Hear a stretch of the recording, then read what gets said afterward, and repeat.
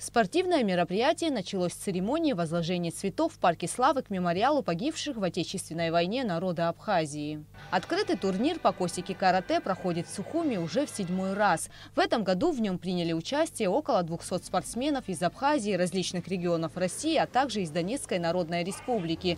Тимур Бутба занимается карате 4 года. В этот вид спорта мальчика привел отец. С тех пор Тимур принял участие во многих международных соревнованиях, на которых показывал хорошие результаты. Вот и в этот раз он стал сильнейшим в возрастной категории от 8 до 9 лет. Участвовал в чемпионате мира, чемпионате России, чемпионате Абхазии. Все первые места, 4 вторых, третьих вообще нету. Маленький Даня из Москвы занимается косики-карате также 4 года. В Абхазии юный спортсмен впервые. Как поделился с нами Даня, он очень рад принимать участие в данном турнире. Я шокирован, уровень спортсмены очень хорошие. Сегодня день спорта, и я рад. Среди спортсменов есть и те, кто впервые принимает участие в самих соревнованиях. Но, несмотря на отсутствие опыта, им удалось показать неплохие результаты. Мои соотечественники, то есть товарищи по команде, они уже несколько раз были в этом замечательном соревновании Кубке Абхазии. А я вот в первый раз. Косики-карате – универсальная соревновательная система контактного карате с использованием защитной экипировки.